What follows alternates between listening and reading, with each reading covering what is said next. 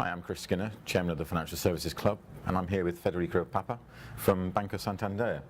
Federico, you spoke here last year, and obviously there's been quite a lot of things that have changed in the last year. What have you seen as the big ticket items of change?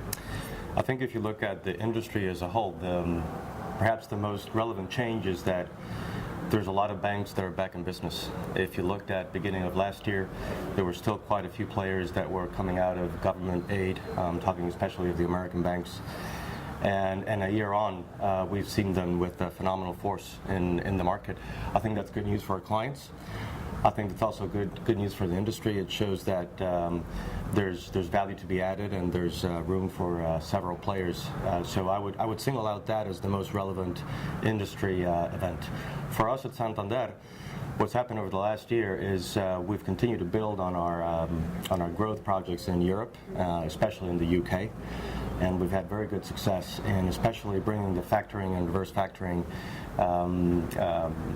platform to our payments solution, which has been very well received by clients, and we see a lot of growth going forward.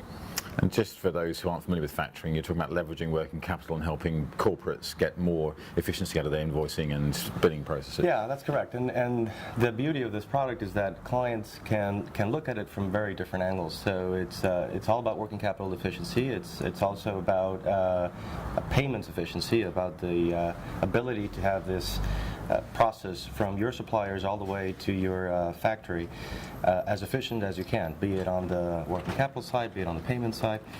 And clients look at it for a number of different reasons. So it's a very flexible platform. Ours in particular provides for a number of solutions. You can take the whole portfolio of suppliers, you can take just a few of them. They don't have to exclusively bank with us. So we found that to be a very useful tool. And in a year where everyone's saying credit is tight, then those sorts of innovations or capabilities are becoming differentiated, I would guess, in terms of being able to leverage the capability of the bank. Indeed. I think when you look at Santander in particular, a AA rated bank, very strong balance sheet, good core capital ratios, that's the sort of value that we can bring on top of the production efficiency, if you will, of just a factory of payments and collections. And again, that's something that our clients are looking for, the ability to put our balance sheet where our mouth is. So going back to my opening gambit, is it back to business as usual now, or has anything fundamentally changed? Oh no, I think there's been some fundamental changes, and of course there's always the temptation to say that these changes are here to stay, or I don't know. The industry is cyclical. We all know that, and the changes we've seen now is that both when it comes to using the balance sheet and when it comes to offering our bills and payments or our collections services, we are a lot more careful, I think, as an industry to allocate our resources and our capital.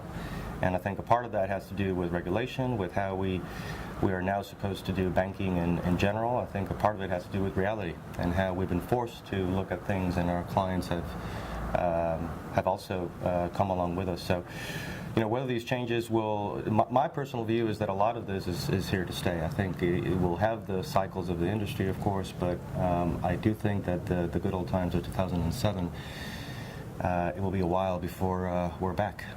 So if we're looking forward, last year at IPS, there's a lot of uncertainty, particularly regulatory uncertainty, industry structure uncertainty. Do we have more certainty now? I mean, looking forward, is it clear what strategies should be taken? I think there's still a lot of uncertainty. I think we still have a good part of our European banking system with government aid, with all kinds of support, and it would be too daring to say right now that all the uncertainty is off the map. Having said that, as I mentioned earlier, I think there is some good news from other parts of the world. If you look at the world right now, it's sort of a dual track. You have Europe struggling. The U.S. is also struggling, but it's starting to grow. And as I mentioned earlier, I think the financial system in the U.S. seems to be back. And then emerging markets, well, they've been growing. And they keep on growing. Of course, this year, we've had a number of political events that have added uncertainty, be it the crisis in Northern Africa, the Middle East, or the recent events in the third largest economy in the world. So it's hard to say that there's certainty ahead, but I think there's progress made on some fronts, yes. Federico, thank you very much. Chris, thank you. See you later on. Yes.